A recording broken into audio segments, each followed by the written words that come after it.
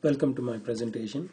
In this presentation, we shall see how to subtract fractions with common denominators and with different denominators. So let us take an example. We have two fractions and we want to subtract. Let me write here. Subtract 4/5 minus 1/5. Like that. Okay, now let us write some steps down. Step number one, if while looking at the fractions we see that the denominators are the same, if the denominators are the same, we can write a common denominator. The common denominator is 5 for both the fractions. Therefore we're going to combine the numerator parts. Combining could be addition or subtraction. In this case, we're going to write 4 from the first fraction minus 1 from the second fraction. So therefore, when we simplify this, it is going to simplify to 3/5. So this is where we want to leave it. 3/5 is the simplified form of subtraction of these two fractions. Let's take another example. In this example, we want to subtract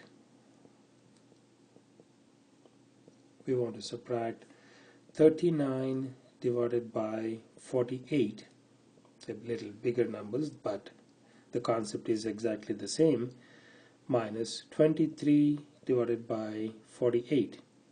Exactly this, very similar to the example which we just saw. Step number one.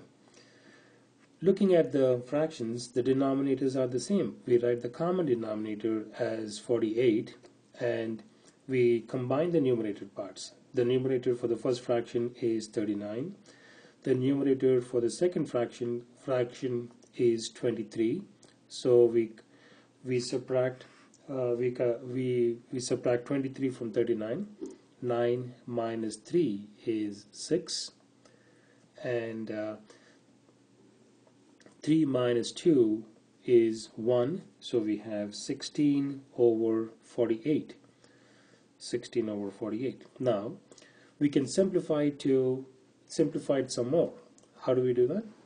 When we look at this, we're going to see that 16 and 48 are multiples of a base number 4.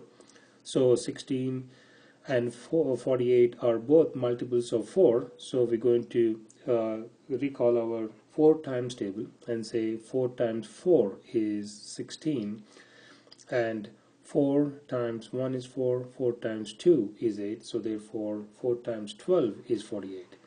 Now if you look at it one more time, 12 is a multiples of 4, so we can simplify it some more and then say 4 times 1 is 4 and 4 times 3 is 12, and therefore we can write this one out as 1/3. So that is the simplified form of subtracting these two fractions. 39/48 minus 23/48 simplifies to 1/3, like that. Let us look at another example.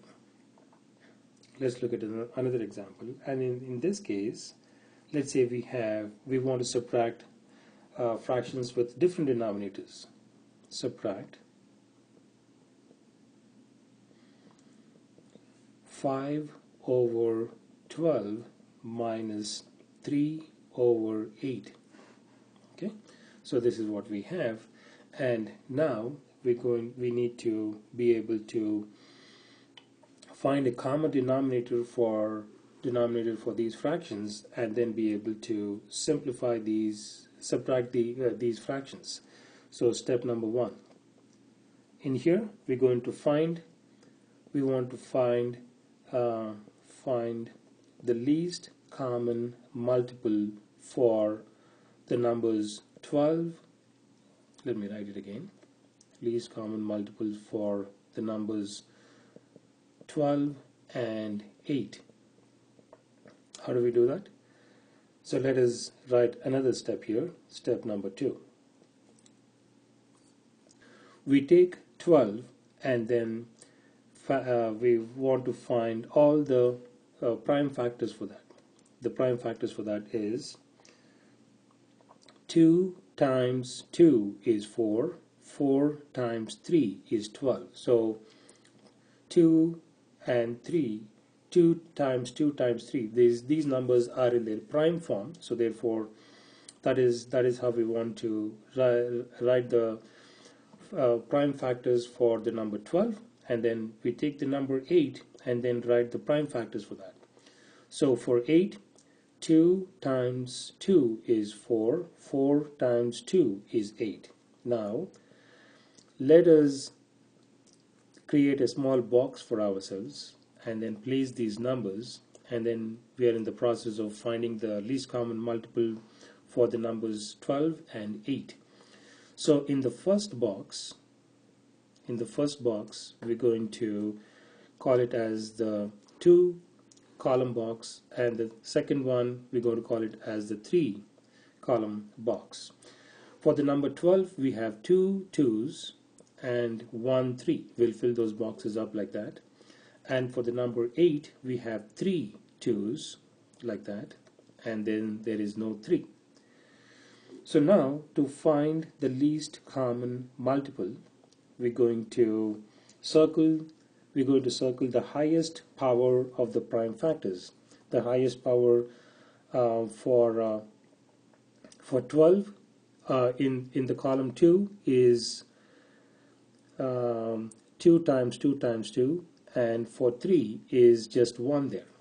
Okay, so therefore we're going to write this one out as 2 times 2 times 2 times 3, and that number is going to be equal to 2 times 2 is 4, 4 times 2 is 8, 8 times 3 is equal to 24, and 24 is the least common multiple for the numbers 12 and 8, and therefore now we are ready to write the next step.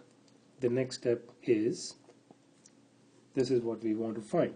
12 times what number is equal to 24, and 8 times what number is equal to 24. So as we have seen, 12 times 2 is equal to 24, and 8 times 3 is equal to 24. And therefore, in step number 4, we're going to come back and then put these two fractions together, and then the way we write them out is as follows: 5 over 12, and then we're going to multiply and divide by 2. 12 times 2 in the denominator is 24, and then we take the second fraction, which is 3 over 8, and then multiply and divide by 3. In the denominator of the second fraction, 8 times 3 is equal to 24, and therefore we have a common denominator, and therefore in the next step we're going to multiply the numerators, multiply the denominators. 5 times 2 is 10, divided by 12 times 2 is 24, minus, in the second fraction, in the numerators, 3 times 3 is 9, and then 8 times 3 is 24. So therefore the common denominator is 24. When as long as the denominators are the same, we can write it as a common denominator, and then it's just a matter of combining the numerator parts. We have 10 in the first fraction and then 9 in the second fraction, so therefore we combine them. 10 minus 9 is equal to 1 divided by 24. Therefore that is where we're going to leave it. This is our answer. So when we subtract 5 over 5 twelfths minus 3 eighths, first we figured out what the common denominator we needed to find out what the common denominator should be. Therefore we found the least common multiple between the denominators, the numbers being 12 and 8. We found that value, which is equal to 24 in this case. Then we came back and then found a common denominator for these two fractions, and then simplified, and therefore that is how we want to be able to solve subtraction problems related to fractions. In my next presentation, we shall see more examples of subtraction of fractions with different denominators.